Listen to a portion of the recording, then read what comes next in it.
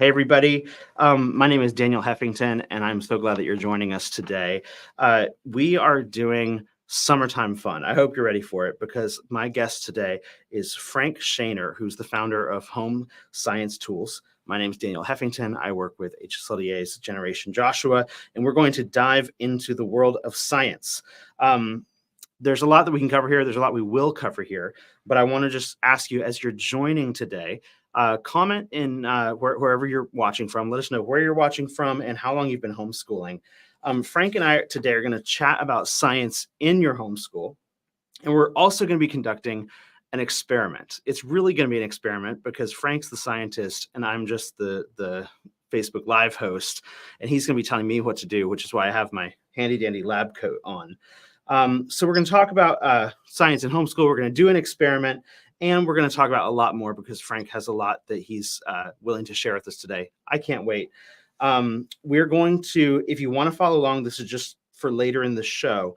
We're going to post the link to the science experiment that we're using. It's going to be in the comments, so you can follow along with that.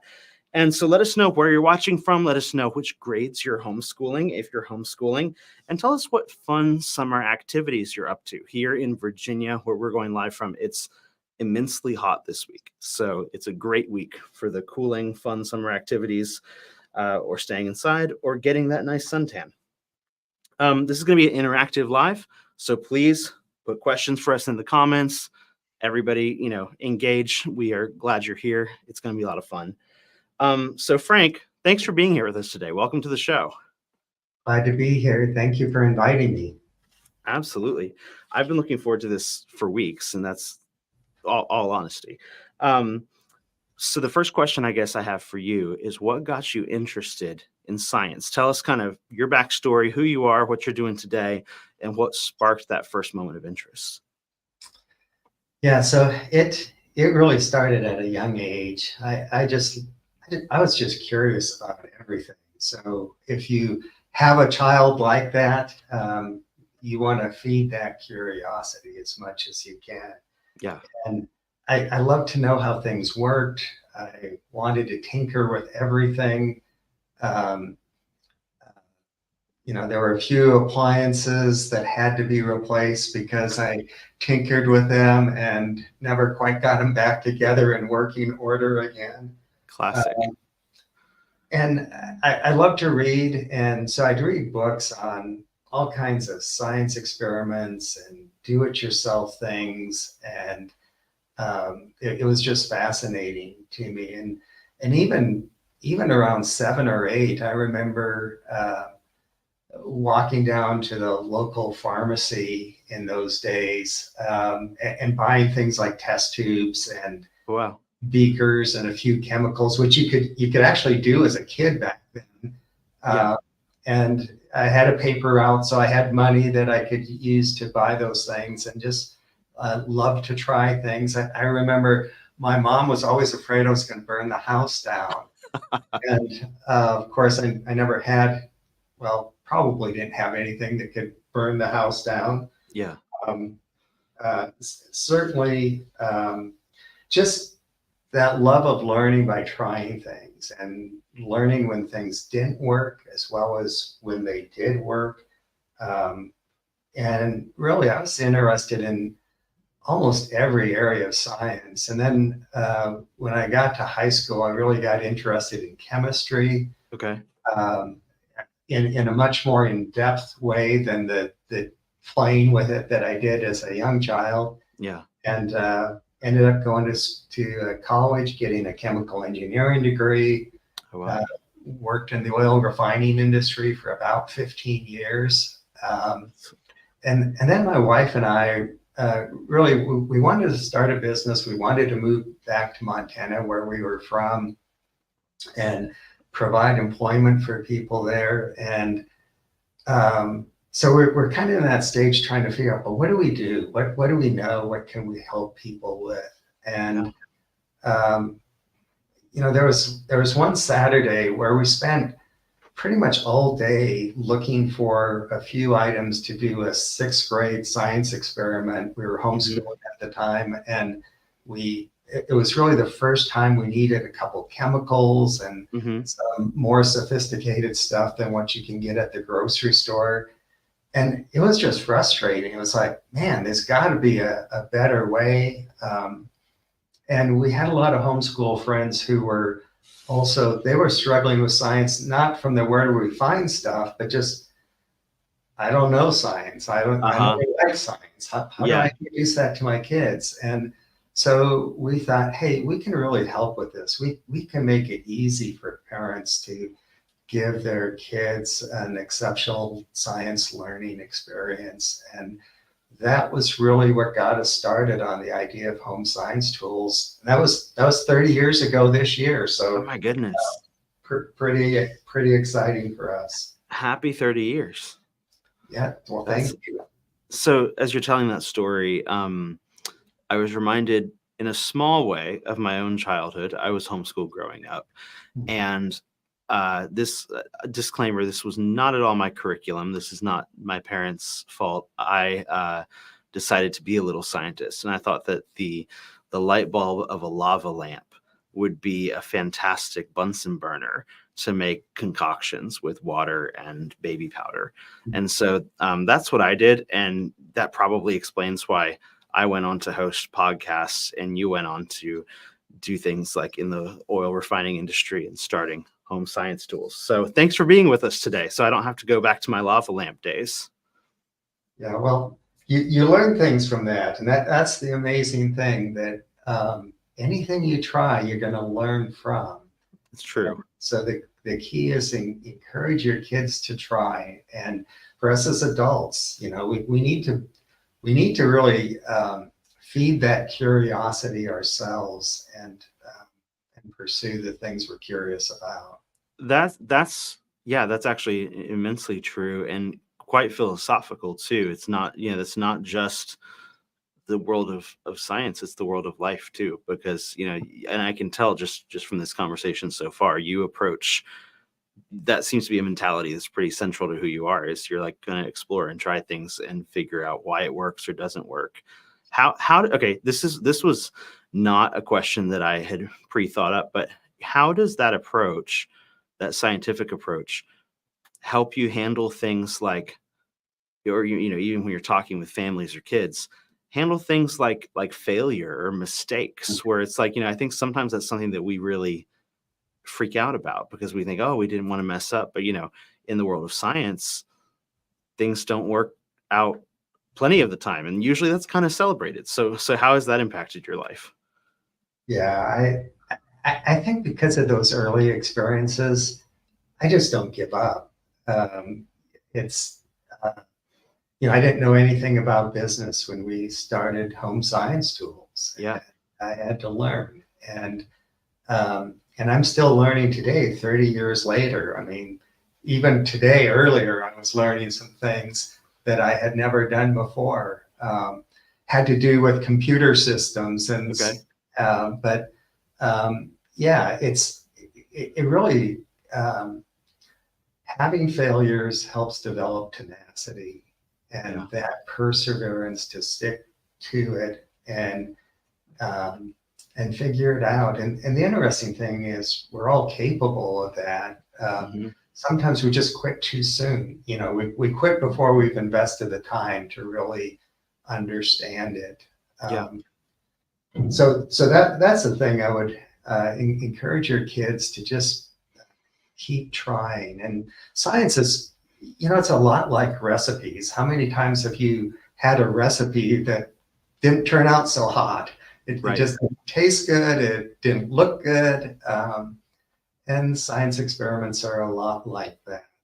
There's a lot of variables. And so even though I think I'm doing everything right, there's one thing that I'm doing that's affecting the outcome. And if I can figure that out, then it's gonna work out great. And kids need to learn that as much as we do as adults. Scientists kind of revel in that. I learn as much from my failures as I learn from my successes. And I think most of us have those kinds of experience in life as well. That's inspiring. So what would you say to parents who are looking for ways to incorporate practical, hands-on science into their homeschool? Like, you referenced helping people who were thinking, science wasn't my thing. I think a lot more people probably can relate to literature or some story or something that they're like just passionate to share with their kids. What if that's not science? How do they, and feel free, please, to tell us how home science tools can help with that too. But just generally or specifically, how do they incorporate that into their homeschool? Yeah, so the first thing is they can. They're fully capable. They don't need an advanced science education. But my wife used to say when she was homeschooling, her dad would ask you, well, how do you know all this stuff to homeschool? And she said, well, I just stay one day ahead of what my kids are learning, and that's Yeah. enough. And that's really true in this area as well. If I'm helping my kids to learn science, I just need to be a little bit ahead of them. Hmm. So that's one thing. The other thing is you start slow. You start with one thing, and um, it's really no different than if you try and make bake something with your child. Let's Yeah. bake cookies. Okay, let's get the recipe out. Let's gather the things and let's go through the process. Yeah. And science is very much the same kind of thing. It's like we want to learn this. So let's gather the things and let's do it and let's see what we learn from that. Yep. And as long as you don't approach it that, oh, if it doesn't work out perfectly, I'm a failure and Yeah. I'm never going to do it again. What you want to do is approach it as, hey, this is a tremendous learning experience for myself and my children. Yep. And let's not be afraid of it. Let's go ahead and do it and learn what we can from it. So that's the first thing. The second, sometimes science stuff is hard to get, and that's really what we specialize in. We make it easy. Even our chemicals are all in these little bottles, so you have exactly what you need and nothing more. Great. Um, Science is about discovering. It's about feeding those questions, asking questions, trying to find answers. And really, there's nothing wrong with it. It's a journey. It's a process, and you just go down that process. As parents, sometimes we get tired of our kids asking questions. Right.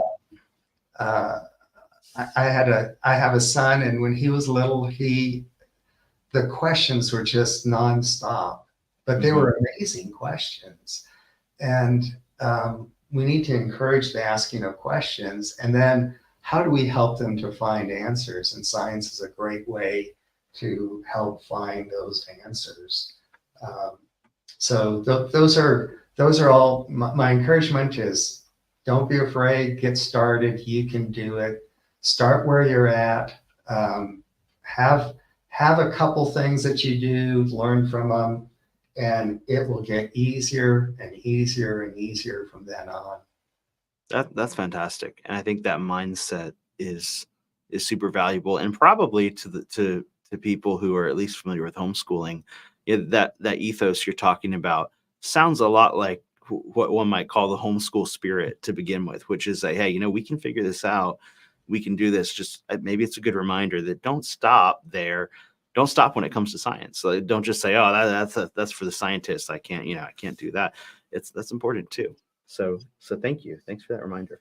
Yeah, and I just want to mention we actually have an ebook that is called Science That's Easy to Plan, Easy to Teach, and Easy to Love. And that's one of the key things that we try and do is it's not just how do we deliver exceptional learning experiences to kids, but how do we make it easier for parents to teach science? Yeah.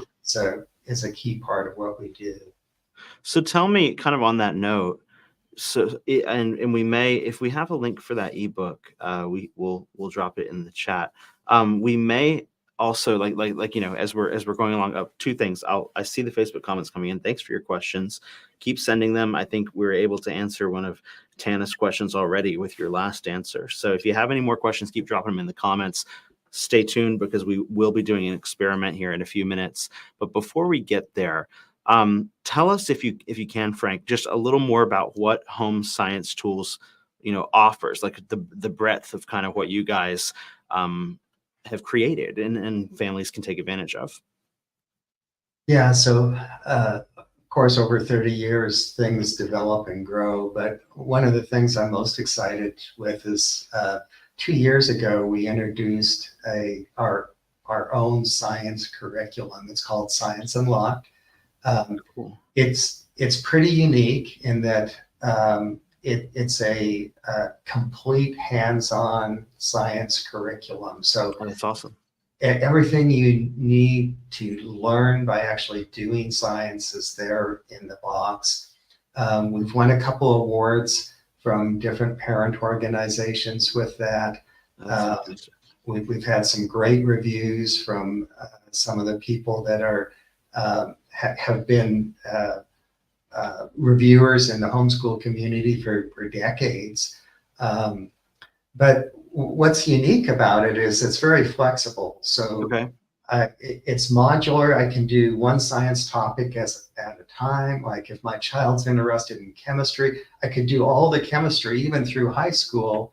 Interesting. Even if they're a sixth grader or something, because it's all there. But if I want to teach chemistry just for that grade, a year's course, I can do that. Or I can pick the topics based on, let's do this biology topic. Let's learn about bacteria. Let's learn about rocks next month. And each of the modules is about a month of learning. This is not like a subscription kit or something like that, where it's kind of an hour or two activity and you're done. This is a very deep inquiry-based learning experience where the very first thing we do is we ask a question for kids to think about, and they do an experiment, and it really hooks them into, oh, this is cool. This is something I'm really interested in because that was fun. And the learning just accelerates from there. So Science Unlocked, it's a K-12 curriculum, and that's fantastic. And a product that we're really excited about. One of the first things we did years ago was we saw curriculum that were out there in the marketplace. It was like, man, it would take forever to gather all the materials to do the labs associated with curriculum. And so we were the very first ones to develop lab kits for different science curriculum. And we do that for some popular curriculum, including like Apologia. Oh, that's incredible. Bob Jones, Abeka, Berean Builder, all kinds of different curriculum. Wow. And so if you're teaching high school chemistry and you're using Bob Jones, we've got a kit for you. So you don't have to waste your time trying to find those things, and you can focus your time and energy on helping your kids learn and working directly with them. That's so valuable, because I remember when I was in high school, I was, at least for an era, I was doing some of the Apologia science, and that was one of those things where it was like, loved it. It was a good experience, but the ingredients that was a lot to track down. So that's so valuable. That's also fantastic, because I imagine all of the other curriculums out there, they appreciate you too, because you're making it more possible for people to just do science. That you're not just saying only do our curriculum. Like, hey, we'll help you do this. We'll help you do this. Just do science, and we'll make it possible. So that's admirable. There really isn't, any homeschooler will tell you there's no one curriculum. There's no one education approach that fits all. Even with our different children, we use different approaches because they learn differently. And so at Home Science Tools, we try and have something for everyone, regardless of what your education approach is or your science approach in particular. That's fantastic. That's incredible.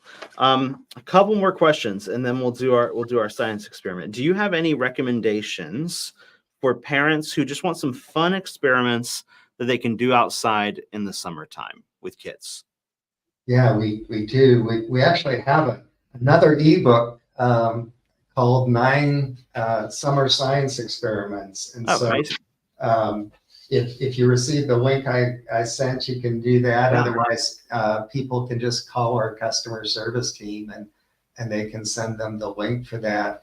But, I remember in the summertime, our kids enjoyed all kinds of things. Great time to collect insects. There's a Oh, lot yeah. of them, and they're fascinating. One of Especially if you're the, near the cicada apocalypse that's happening oh, in that's some right. parts of the country. Yeah. Yeah, one of the most amazing things is to put an insect under a microscope, a low Hmm. power microscope. The iridescent colors that most insects have, even if they look black, you put them under Yeah. a microscope and it's like, wow, I had Yeah. no idea. You see butterfly scales. So Mhm. there's all sorts of things that you can explore um, along those lines. Stuff is growing like crazy. So um, our kids had plant presses. Oh, You can that's amazing. collect flowers, you can collect leaves, you can press them, you can put them in a book. Um, uh, and you're learning about those things as you do it. Taking walks is great, Hmm. especially if you take the time to stop and explore what you see along the way. Yeah. It's taking a nature walk with kids. It's kind of like taking your dog for a walk where they want to stop and sniff at everything and That's go off right. the trail and all that kind of thing. And we need to give our kids the time to do that, to Yeah. explore and find out what they're interested in and help feed that interest. Uh, Yes. Rocks, all kinds of rocks out there, whether you live in the city or in a rural area, there's plenty to explore um, and identify and learn more about. So summer really is a great time to do science. Um, if it's a rainy day, there's plenty to do inside. If you like more engineering type things, you could uh, build a wind turbine, or you could build a solar car or something like that and experiment with it then outside when you've got the wind, when you've got the sun. Yeah. So those are all great things to do. Even if you're not homeschooling for the summer, you can be really feeding that science interest. And we have, in addition to those curriculum lab kits I mentioned, we have tons of topical science kits. So something on rock collecting.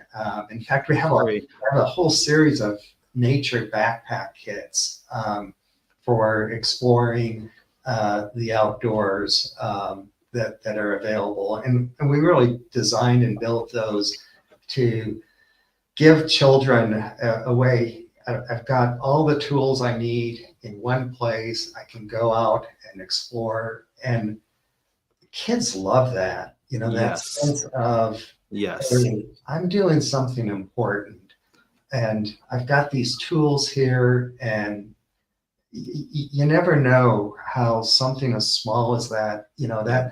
that might affect a future geologist that makes a great discovery, or 100%. future botanist, or whatever it is. So, or a future engineer. I have a daughter who's 8 and a daughter who's 6, and the adventure backpack sounds like something they probably need to get. So that sounds incredible. They're already doing the collecting of the rocks and the bugs, but a couple more tools would be very good. We'll need to check this out. All right, let's check in with the Facebook comments. Any questions coming in? I'll get those sent along to us. If you have any questions and you're tuning in, let us know. Let us know if you have, or stories. If you have stories about homeschool science wins or even science fails, we can all relate to those. So drop in a comment. All right, I think we're almost ready to jump to our experiment. but let me see if I have one more question for you. Um, what would you say is the biggest either obstacle or misconception that the average person has when it comes to science, and especially like making it, you know, a doable, attainable thing? Because I think all of us, picture the white coats and the Yeah. high class laboratory, and we're like, oh, I'm not like that. They know what they're doing or something.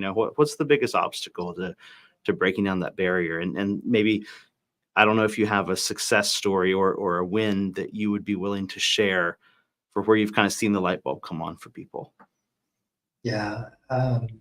So I'd say the first thing is that science really is for everybody. It's not, oh, my interest is in art, and so science isn't for me.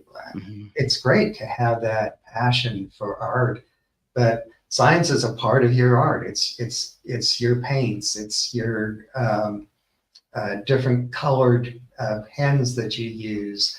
It's even the paper that you use. There's a science to that, and so the big thing is it is for everyone, and we shouldn't be afraid of it. We just get started with it. Um, uh, I remember when we would do shows at homeschool conferences. Um, Kids would come up and they would start learning things because of what we had displayed on the table. And it was always stuff that, kids could pick up and handle. And of course, the Yeah. parents would get nervous about, oh, are they going to break something? And it's no, these They're are, going to blow up the house, right? yeah, no, and yeah, I actually remember one story. One little guy, he was probably 5 or 6 years old, and he would, boy, every free minute he had, he would be there and asking questions and learning. And his mom comes up to me the next day and says, my son went home last night, and um, he said he had a science experiment to do. And this morning he came in and he said, Mom, I've discovered water. And he had this glass of this clear water. I've discovered how to make water. And his mom told me he had mixed all these things together, and it was this black gooey mess in this glass when he went to bed. And she found it and she dumped it out and cleaned out the glass and filled it with Oh, water, just thinking, I've got to clean yeah. up this mess. Well, he found it the next day and he was so excited that he had Oh, discovered that's amazing. water. But even though it was the wrong thing, the enthusiasm, the passion to learn, kids are like that. And, as parents, we have to keep ourselves from kind of dampening that passion, or saying, I don't know anything about that. Yeah. I don't know what to do. Hey, we can learn right along with them. That's right. Science is like that. We can learn with them. That's amazing. We do have a question coming in from Professor MJ, and they're asking, how do we decide which science to pick for the year? Do I have to cover everything from physics? Do you have any advice for picking science for the year? I mean, I based on this conversation, I'm going to say check out Home Science Tools, K through 12, with the Unlocking Science. But anything else you have to add? Yeah, there's kind of two approaches. Some curriculum are designed to kind of, especially in the elementary grades, do a mix of different topics. And that's because sometimes, especially if it's book work, kids kind of get bored with it. Another approach is, I'm going to do a full subject at a time. I'm going to do chemistry this year and biology next year. And you can even do that in the elementary grades, but certainly at the high school level, that is the common approach. You don't have to do it all in one year, though. So, I just encourage people to start with what you feel comfortable with and do it. And you don't have to have the perfect science curriculum. You don't have to have the perfect, I've researched all the curriculum out there and I've found the perfect one. We're never going to do that. Right. And so the most important thing is just getting started. That's great. That's awesome.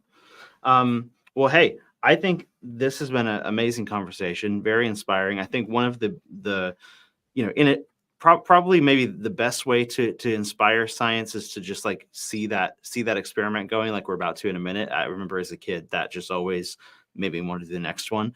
But probably the only thing other than that spreads the love of science is conversations with people like you, because I can see just from this, you have the passion for it. You're not just, you have the knowledge base, but you also have the heart for it. And I think that shines through. So thanks for sharing that with us. And thanks for sharing that with our audience. Actually, I do want to, before we move on to the experiment, I do want to say, I have a note here that says HSLDA members get a discount. We have a discount situation with Home Science Tools. So do we have the data for that? I don't know if I don't know if there's a code or anything, but we have that worked out. So do you have any details that we should know about that, or should we just point them to our members discount page? Yeah, I think the best thing is your members discount page. Perfect. And I'm just looking to see if I have that written down or not. I think it's a 10% discount off of anything, anytime. That's incredible. Wow. So, yeah. Well, we'll drop a link to our discount page if we can do that, and show you guys how to take advantage of that if you're HSLDA members. So there's 10% off Home Science Tools. That's incredible. That'll help me get some adventure backpacks for my daughters. I said backpacks. That's what they call it. All right. So Frank, are you willing to walk me through a science experiment live on the internet? I am. Okay. Do you want to tell the audience what we're doing, and I'll get my gloves on here and try to get ready to go so I can follow your instructions? Yeah, so this is an elephant toothpaste experiment. Most of you have heard about that. Have you ever seen an elephant brush their teeth? Well, I doubt many of us have, but it'd probably take a lot of toothpaste. And so that's the idea. We're going to make this large foamy material coming out of a flask. And so, Daniel, what you want to start with, I see you've got the flask in the middle of that aluminum tray. And the tray is just to kind of catch the overflow, because it's going to flow out of that. But why don't we start by putting some hydrogen peroxide? And okay.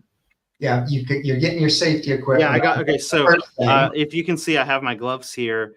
I have my goggles on. I don't know if you can see them, my safety glasses. So safety first. And I have a lab coat just because it makes me feel official. So you look good. Thank you. All right. So I have my hydrogen peroxide. This is this is like the heavy duty stuff. And so what should I do with it? Yeah. So the thing I want to mention here about this is concentrated hydrogen peroxide. If you got it on your skin, it would actually burn you. Okay. It's not the drugstore variety. So why don't you pour half that bottle, okay. That 30 milliliter bottle, pour half of it into the flask. Okay.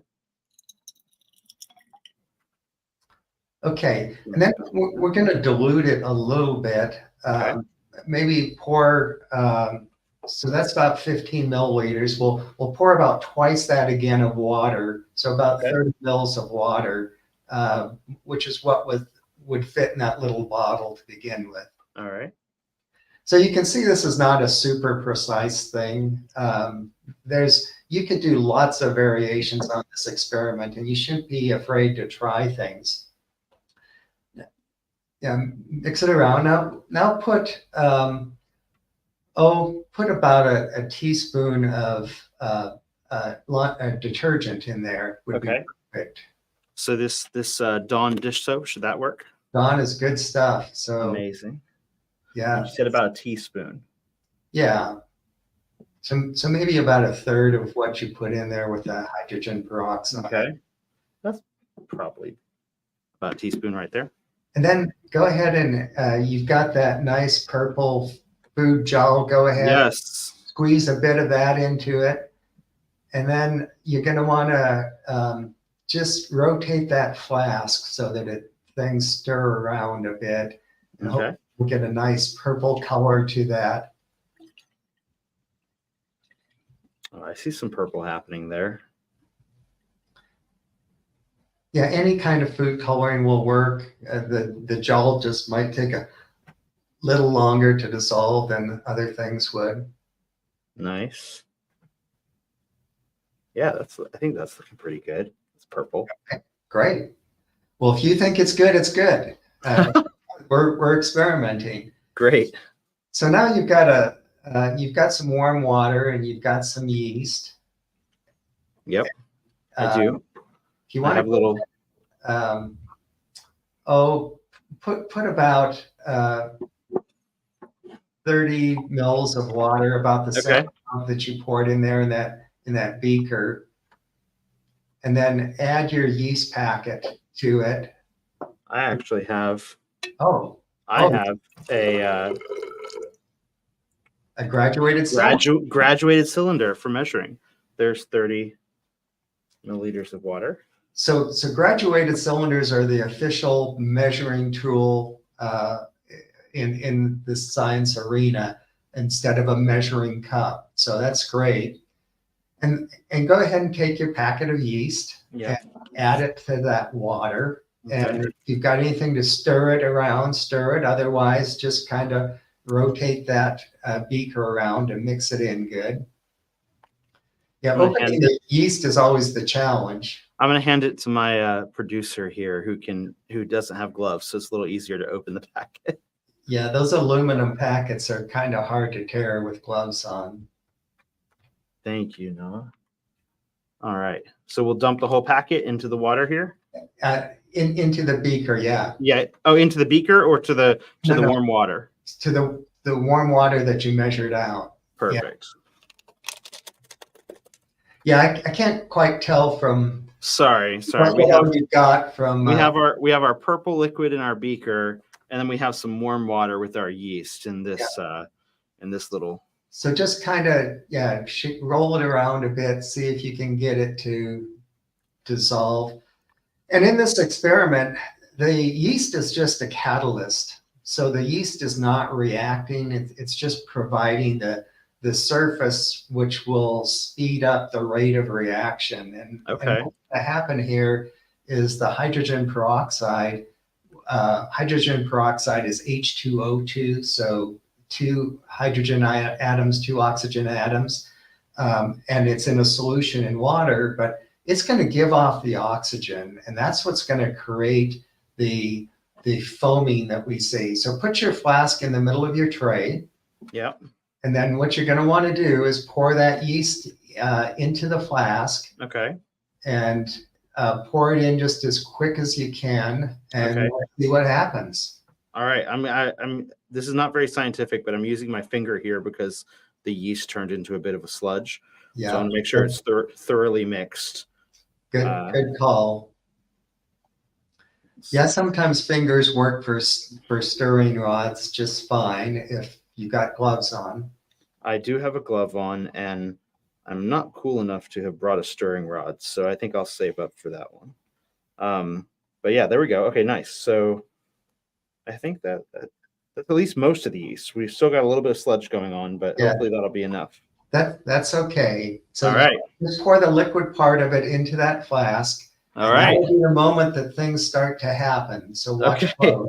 Let's hope this goes. Here we go, people, live on HSLDA's Facebook. We're going to pour this in. Oh, my word. Oh, my goodness. So that's the Elephant Toothpaste. This is amazing. I'm hoping our audience can see this very nicely. This is, oh, wow, that was fast. Yeah, and it keeps going for a while as it consumes all of the hydrogen peroxide, breaks it down into water and oxygen. Okay, so it's breaking down the ingredients in the hydrogen peroxide, which is water and oxygen.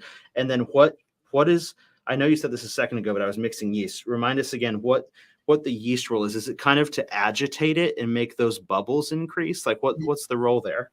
Yeah, it's called a catalyst. All a catalyst does is it speeds up the reaction. It's not part of the reaction. A lot of times it provides surface area or some other physical property that allows the reaction to take place quicker.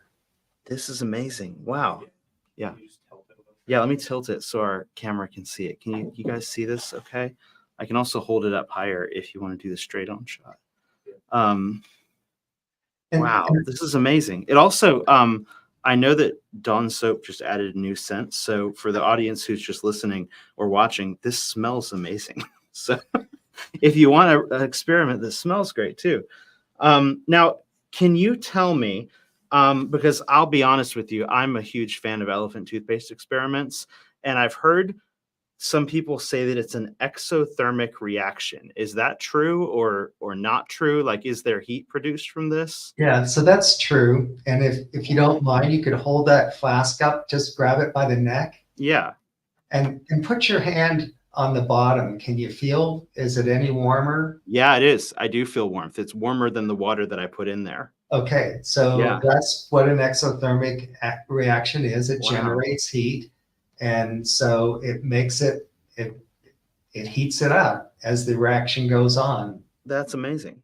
And yeah, it's not the one, at least the version we did here. It doesn't feel, dangerously hot. I'm sure you could make it that. I'm sure you could make it so, but it's definitely giving off warmth as this just kind of exploded into a pile of purple foam. Wow. Man, Yeah. this has made my week. Okay. Like, this is just, I've never done this before. And I appreciate having an actual scientist to walk me through this. This is like, I can die happy now. This is amazing. So anyone can do this at home, and you can experiment with it. You can try it with a hydrogen peroxide you get at the drugstore. It's on the dilute side, and it just won't be as a dramatic an impact. We even diluted this concentrated down, 3 to 1. And so, but you can experiment with different food colorings, different ways of adding the yeast, different amounts of yeast, all kinds of things that you can try here to see what makes the best elephant toothpaste.